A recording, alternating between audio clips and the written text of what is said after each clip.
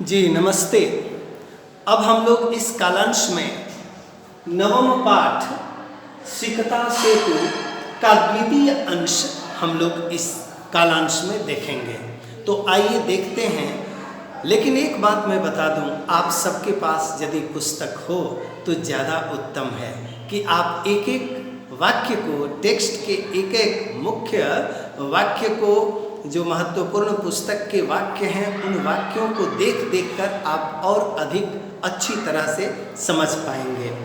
तब तो वह पुरुष जो बालू से पुल का निर्माण कर रहा था, उसने सोत्प्रासम अर्थात हंसते हुए, खिल्ली उड़ाते हुए, मजाक उड़ाते हुए कहो कि वो कहता है चिंतितम चिंतितम, सोचा सोचा मैंने, सम्यक चिंतितम अच्छी तरह से सोचा, नाहम न अहम न नहीं, अहम मैं, सोपान मार्गैहि अट्टम अधिरोढ़ुम, सोपान मार्गैहि अर्थात सीढ़ी के रास्ते से, अट्टम छत पर, अधिरोढ़ुम चढ़ना, विश्वसिमि विश्वास करता हूँ। सबसे पहले न है अर्थात नहीं, अर्थात सीढ़ी के रास्ते में छत पर चढ़ने का ये विश्वास मैं नहीं करता। तब तो समुत्प्लुत्य एवं कूद कर, उछल कर ही, गंतुम क्षमोस्मि, गंतुम क्षमः अस्मि, क्षमः क्षमः जोड़ अस्मि। मैं बार बार एक बात बताता हूँ कि विसर्ग का उत्व हो जाता है, विसर्ग का उत्व। ठोस बात आप जानिए कि विसर्ग से पहले अ और विसर्ग के बाद अ, विसर्ग से पहले अ, क्षमः म अ आ रहा है, और विसर्ग के बाद अ आ ही रहा है, तो विसर्ग के स्थान पर उ हो जाता है।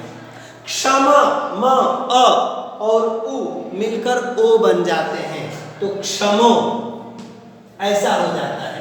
और अ के स्थान पर लुप्ताकार अवग्रह हो जाता है, तो क्षमोस्मि, क्षमोस्मि ऐसे शब्द बनते हैं।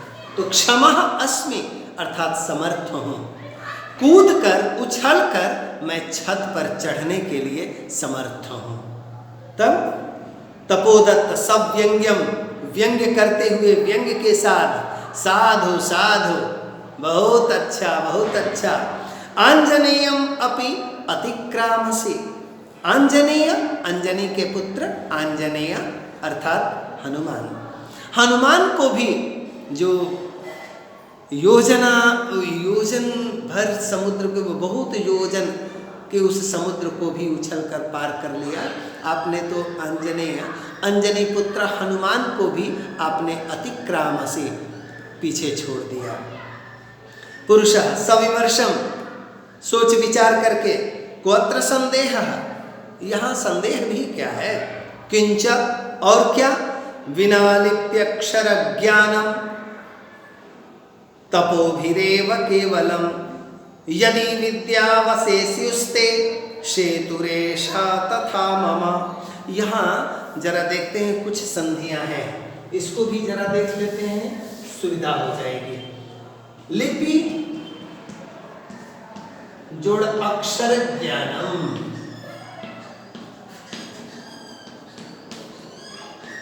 लिप्यक्षर ज्ञानम, ई और अ य बन गया, लिप्यक्षर ज्ञानम, तपोभिः,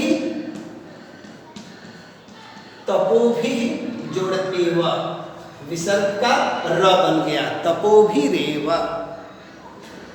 स्युः जोड़ते, तो आने से विसर्ग का दंत्य स हो जाता है, तो स्युस्ते, सेतुरेशः, सेतुः जोड़ एष।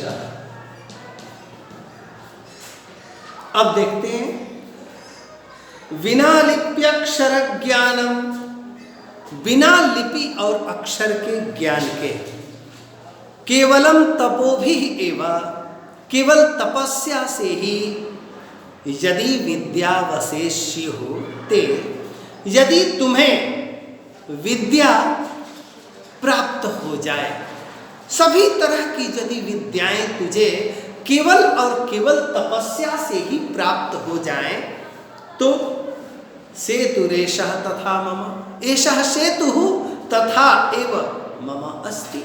अर्थात यह जो पुल है, बालू का जो पुल है, मेरे द्वारा जो निर्माण किया जा रहा है, बस वैसा ही है कि तुम यदि बिना लिपि और अक्षर के ज्ञान के तुम इतना कुछ विद्या प्राप्त कर सकते हो, तो क्या मैं बालू से पुल नहीं बना सकता? तब तपोदत्तः, वह तपोदत्त जब इतनी बात कहता है वह पुरुष, तो तपोदत्त सोचने लगता है, ओहो, लगता है कि यह मुझे ही उद्देश्य मानकर कह रहा है। तो सवै लक्ष्यम, लज्जापूर्वक, लज्जा के साथ आत्मगतम, अपने मन में सोचने लगता है, क्या ये माम एव उद्देश्य, मुझे ही लक्ष्य करके भद्र पुरुषः अयम, यह जेंटलमैन अधिक्षिपति, अर्थात हमको इस तरह की ऊंच नीच बातें कह रहा है।